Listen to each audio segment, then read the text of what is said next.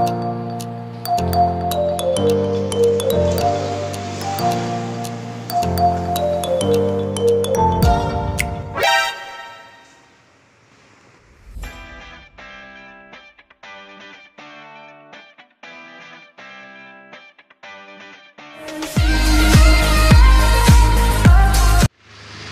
guys, good morning. Gusto ko lang review yung mga parts and compatible parts ng module natin. Bali, unahin ko yung sa sprocket niya. Okay? Bali, ang nakakabit ngayon sa aking motor is 15T. Then, ang stock niya is 16T. Bali, ang nakakabit naman po sa rear sprocket ko is 42 teeth. Then ang stock niya po is 46 teeth. Bali, ang compatible po sa kanya is HD3 or X4. Yung mga hindi naman po nakakalam, ito po yung guide ng tamang higpit ng kadena natin.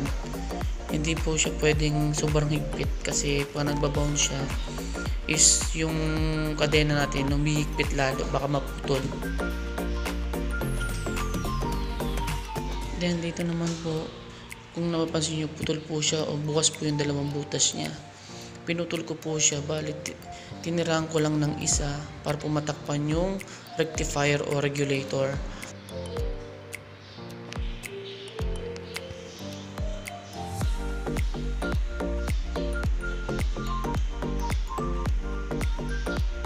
Kung gusto niya po nakasara yung butas, yung tinanggalan ko po ng takip, okay lang naman po kasi meron pa naman pong dadaanan yung hangin.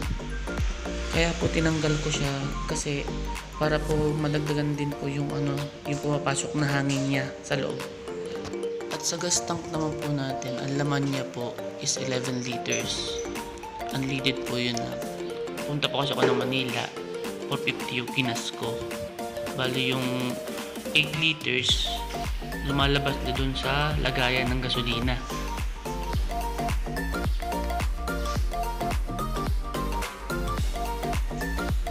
Palit naman po tayo ng clutch cable natin. Ang compatible po sa module natin is Honda TMX Supremo.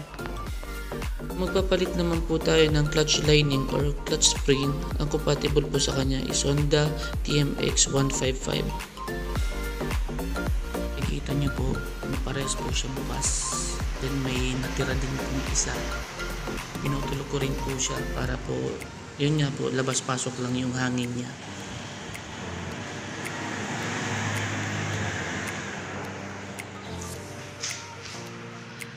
Lagyan ko na rin po siya ng cellphone holder na may saksakan ng charger. Para po kung sakali man na may long ride ulit, sigurado ako cellphone ko, hindi basta-basta malolobat.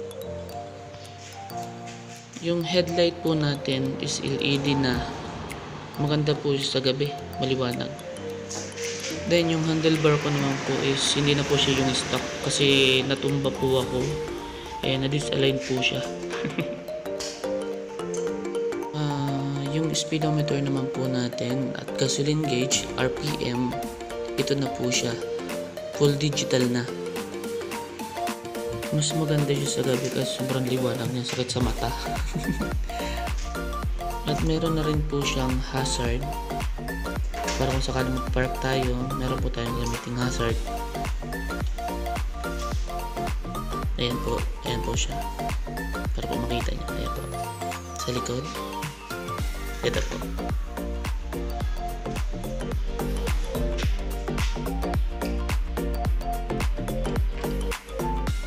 Ito naman po yung buzina, signal light, low beam, high beam. At ito naman po yung tinatawag natin fast light. Ito naman po yung switch niya, on and off. Then ito po naman po yung starter button.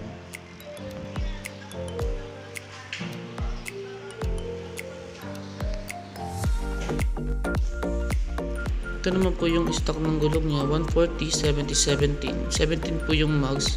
Tubeless na po siya. Tapos yung laki po ng gulong is 140. Naka monoshock na rin po siya. Ayan po. Ito rin po yung stock ng tambucho niya.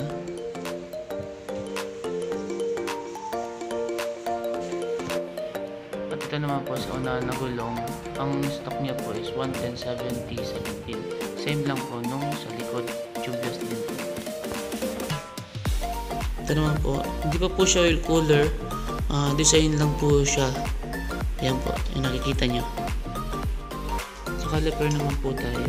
Magpapalit naman po tayo ng caliper kung compatible po sa kanya sa Rider 150. Then disc brake na rin po siya, pero maganda pa yan. And then sa unahan naman po, 7 lang po siya sa Rider 150 din po. Disc brake na rin po.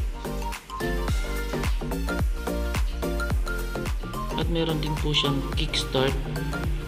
Mas maganda po siya kasi kung maubusan tayo ng battery, pwede natin sipain. Ano naman po yung shock niya sa unahan?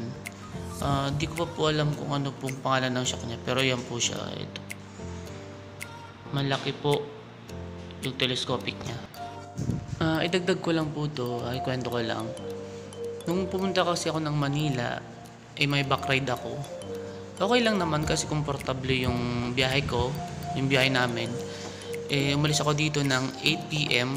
Siguro dumating ako ng Manila ng 6 AM. Ganon. Yung back ride ko, nagre-reklamo na masakit na daw yung tuhod niya. Hindi naman yung pet niya yung sumakit yung tuhod niya. Kasi nga yung ano nga yung footrest natin is mataas.